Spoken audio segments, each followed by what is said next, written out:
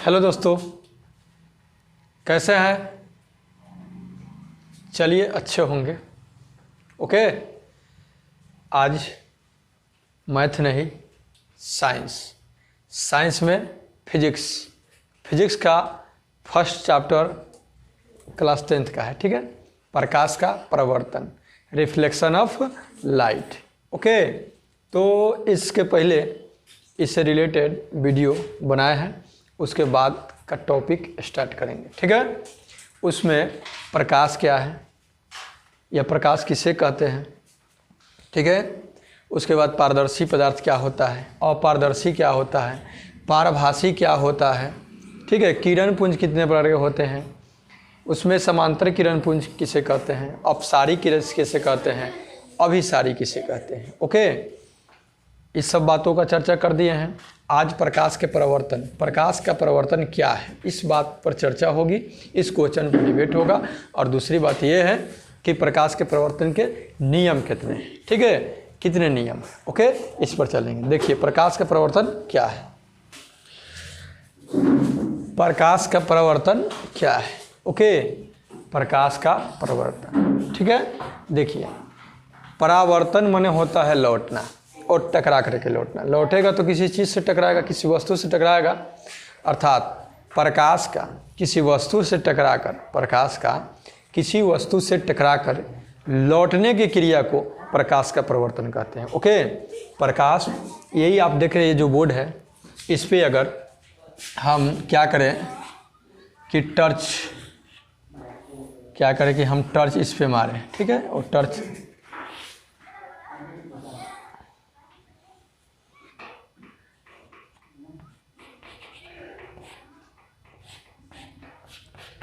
इस तरह से टर्च अगर मान लीजिए कि हम मारेंगे, ओके, तो क्या होगा, माने ये तो फिगर में ना बन गया, डायग्राम बना, इधर से मारेंगे हम टर्च, तो ये प्रकाश क्या होगा कि निकलेगा, थोड़ा तिरछा मारेंगे, ठीक है, तो स्पष्ट बुझाएगा प्रकाश का प्रवर्तन। तो इस पर टकराएगा और टकरा करके इधर लौटेगा, ठीक है।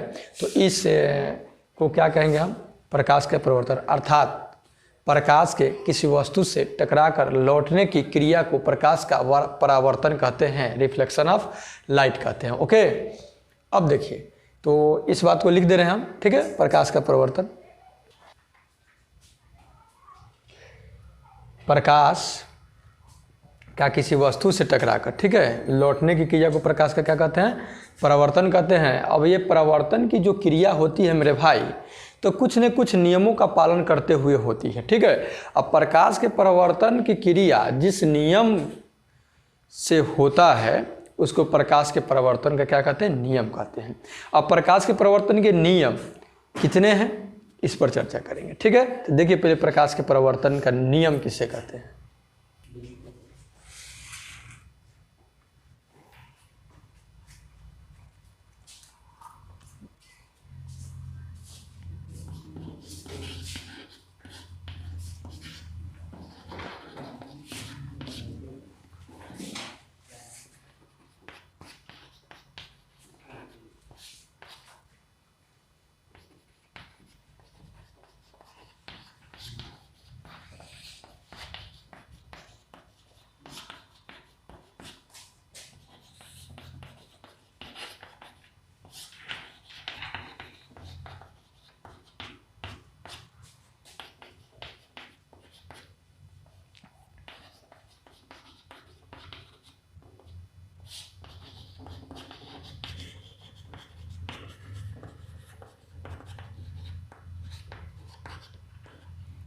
ओके, देखिए परावर्तन के नियम क्या है। परावर्तन के नियम, जब प्रकाश की किरण किसी सतह पर पड़ करके जिन नियमों का पालन करते हुए सतह से परावर्तित होती है अर्थात लौटती है, तो उसे क्या कहते हैं, परावर्तन के नियम कहते हैं, ठीक है।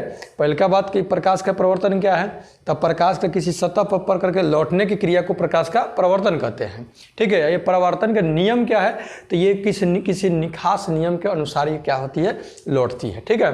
तो जब प्रकाश की किरण किसी सतह पर पड़ करके, वो सतह कुछ भी हो सकता है, ठीक है, ये बोर्ड है, ये भी एक सतह ही है, ठीक है।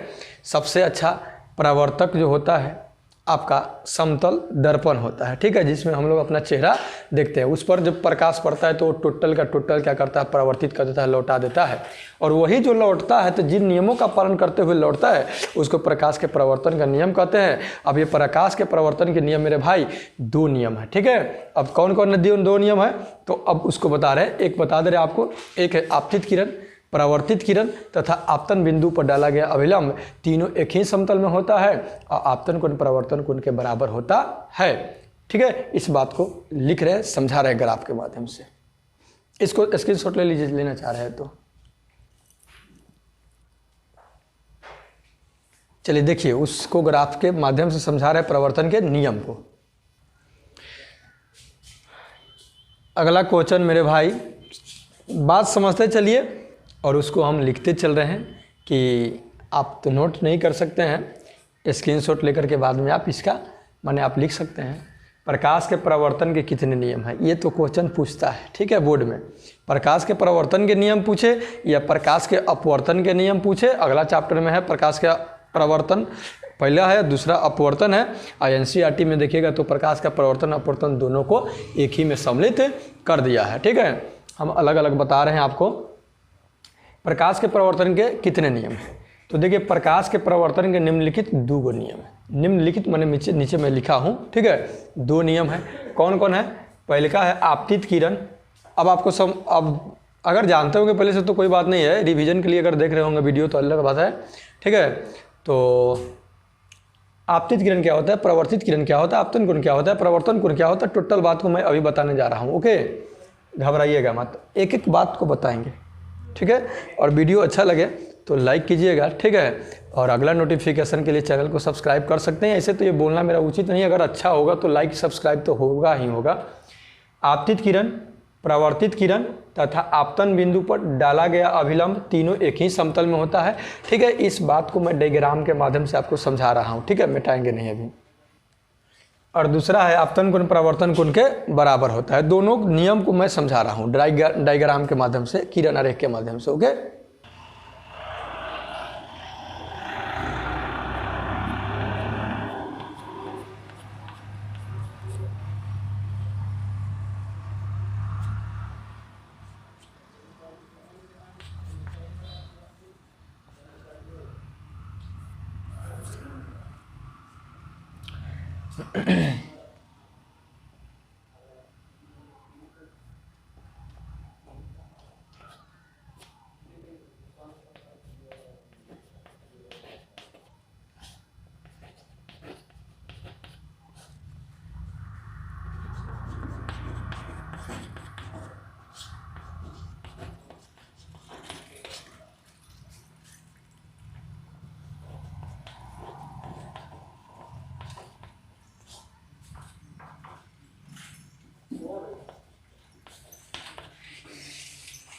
देखिए, ये रख दीजिए, कुछ भी ए भी रख दीजिए, ए भी, ये मिरर हो गया। ये दर्पण है, वो भी प्लेन मिरर है, समतल दर्पण है, ठीक है। ये जो है समतल दर्पण है, ठीक है। ये भी क्या है, समतल दर्पण है। यहाँ ये जो प्रकाश हम मारे हैं, यहाँ से मान लीजिए कोई लाइट, कोई स्रोत है प्रकाश का, ठीक है। ये ले लीजिए कि ये आपका क्या हो, बत्ती ही हो, ठीक है, कोई टर्च हो, इससे क्या हुआ है, ये प्रकाश निकला है, ओके। इससे प्रकाश निकला और निकल करके ये मान लीजिए कि वो बिंदु पर ये आईना है, दर्पण है, जिसमें हम अपना मूरत देखते हैं, चेहरा देखते हैं, ठीक है, सूरत देखते हैं। तो ये भी मिरर हो गया, दर्पण हो गया। और यहाँ से किसी प्रकाश और टर्च से क्या किए हैं कि यहाँ पे किरण, अब इसको क्या किए हैं हम कि अच्छा एक किरण को गुजारने के लिए 10-20 अब तो काउंट तो होता नहीं है, एक निकलेगा, एक टर्च से तो अनंत किरणें निकलती है। तो एक दिखाने के लिए, जैसे मैं प्रकाश एथी हो गया, टर्च हो गया, तो टर्च को क्या कीजिए, जितना बड़ा है उतना गोल काट लीजिए, उसमें से एक थोड़ा सा होल कर दीजिए और होल करके उसको क्या कीजिए, सार दीजिए, और तब टर्च बढ़िएगा तो क्या होगा, एकदम संकीर्ण उसमें से निकलेगा। तो यही निकला हुआ एक संकीर्ण एक किरण को ही लेंगे, डायग्राम में एक किरण को ही दर्शाया जाता है। तो ये गया यहाँ, और ओ बिंदु पर टकराया और टकरा करके क्या हो गया मेरे भाई, लौट गया। ठीक, और ये अपना से हम एक लंब डाले हैं जिसको अभिलंब बोलेंगे। तो ये जो किरण जो निकला, इस किरण का नाम ही आपतित किरण है। ये कौन किरण है, आपतित किरण, इस पर डिनोट कर दिया। और ये लौट जाने वाली किरण को बोलते हैं परावर्तित किरण। ठीक है, अब देखिए ये आपतित किरण हुआ, यहाँ कुछ एंगल बन रहा है, कौन बन रहा है, यहाँ भी कौन बन रहा है, ये मान लीजिए कुछ कौन बन रहा है, कुछ भी मान लीजिए, आइए मान ले रहे हैं, इसको आर मान ले रहे हैं। ठीक है, तो ये क्या हुआ, इसी के आधार पर ये दो गो प्रकाश के परावर्तन के नियम को दिया गया है। तो अभी लिखवाएं कि प्रकाश के परावर्तन के कितने नियम है, तो प्रकाश के परावर्तन के निम्नलिखित दो गो नियम है। एगो आपतित किरण, देखिए ये जाने वाली किरण आपतित किरण, परावर्तित किरण ये लौट जाने वाली किरण को परावर्तित किरण बोलते हैं। तो आपतित किरण, परावर्तित किरण तथा आपतन बिंदु, यही इसको आपतन बिंदु बोलेंगे। ओ पर कौन बिंदु, आपतन बिंदु, इस पर डाला गया जो लंब है या अभिलंब है, इसको ये तीनों एक ही समतल में होता है, माने एक ही ओर होता है। ठीक है, यही बोल रहा है कि आपतित किरण, परावर्तित किरण तथा आपतन बिंदु पर डाला गया अभिलंब तीनों एक ही समतल में होता है। फर्स्ट, आई होप समझ गए होंगे नियम। ठीक है, दूसरा है आपतन कोण परावर्तन कोण के बराबर होता है। कहने का मतलब ये जो कोण हुआ और ये कोण हुआ, ये दोनों इक्वल होता है मेरे भाई। ठीक है, बराबर होता है। कोई भी कोण है अगर उसको दो भागों में डिवाइड कीजिएगा तो दोनों तो बराबर ही होगा ना। अगर 60 डिग्री का कोण है उसको दो भागों में डिवाइड कीजिए 30-30 होगा, अर्थात बराबर होगा। तो वही बात है, आपतन कोण अब परावर्तन कोण ये दोनों क्या होती है, बराबर होती है। ओके, सॉरी होता है। तो ये मिरर हो गया, किसी प्रकाश स्रोत से जो किरण निकलेगी उसको आपतित किरण बोलेंगे, वो टकरा करके और लौटेगी उसको परावर्तित किरण बोलेंगे, उस पर एक लंब हम डाल देंगे और ये तीनों एक ही समतल में होता है। ये प्रकाश के परावर्तन का फर्स्ट नियम। और दूसरा नियम कि जो कोण बनेगा आपतित किरण और अभिलंब के बीच का कोण और परावर्तित किरण और अभिलंब के बीच का कोण, ये दोनों इक्वल होगा मेरे भाई। समझ गए, आपतित किरण परावर्तित किरण। अब नेक्स्ट टॉपिक पर चर्चा करें। आई होप इस बात को समझ गए होंगे। लेना चाह रहे हैं स्क्रीनशॉट तो ले लीजिए। ओके,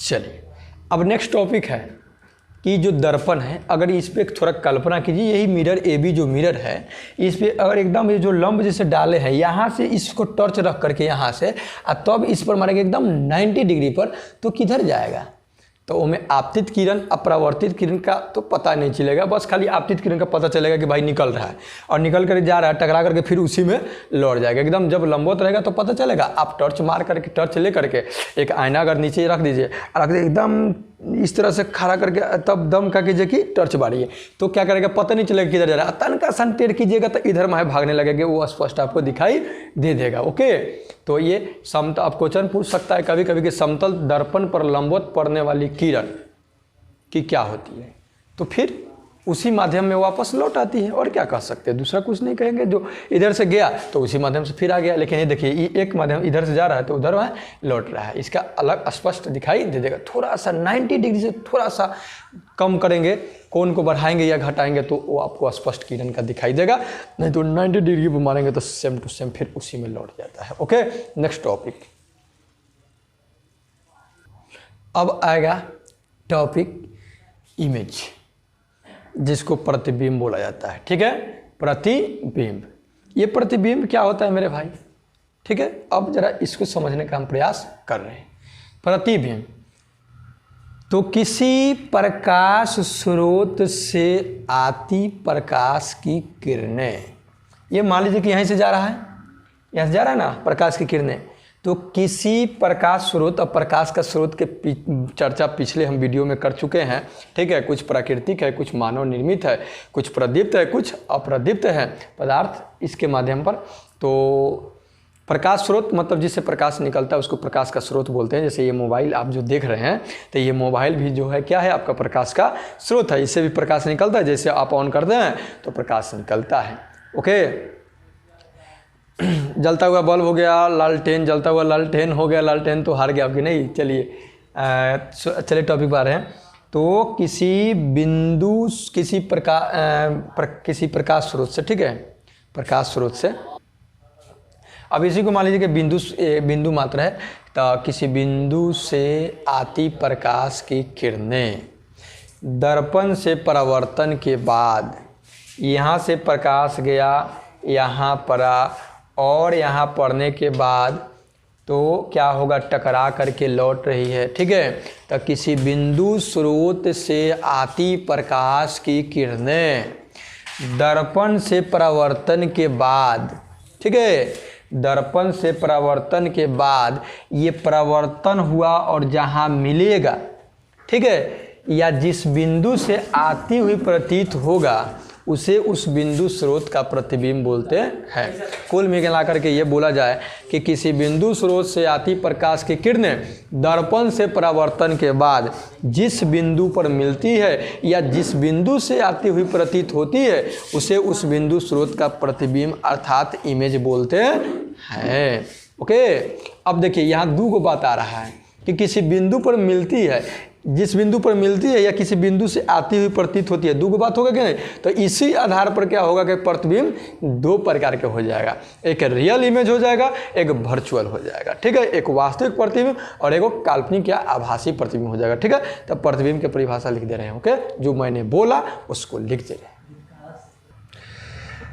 यही है। अभी जो बोले हैं उस चीज़ को लिख दिए, ठीक है। प्रतिबिंब किसे कहते हैं, तो किसी बिंदु स्रोत से आती प्रकाश की किरणें दर्पण से परावर्तन के बाद जिस बिंदु पर मिलती है या जिस बिंदु से आती हुई प्रतीत होती है उसे उस बिंदु स्रोत का प्रतिबिंब कहते हैं, ठीक है। प्रतिबिंब कितने प्रकार के होते हैं भाई, तो प्रतिबिंब निम्नलिखित दो प्रकार के होते हैं, एक वास्तविक प्रतिबिंब यानी रियल इमेज, ये रियल इमेज हो गया, और एक आभासी, इसको काल्पनिक भी बोल सकते हैं, कोई दिक्कत नहीं है, आभासी या काल्पनिक प्रतिबिंब यानी वर्चुअल इमेज। ये इमेज दो प्रकार के होता है। अब काल्पनिक प्रतिबिंब किसे कहते हैं, उसके बाद वास्तविक प्रतिबिंब किसे कहते हैं, ठीक है। इसको लेकर के नेक्स्ट वीडियो में मैं आऊँगा। तब तक के लिए इजाज़त, take care and goodbye, okay.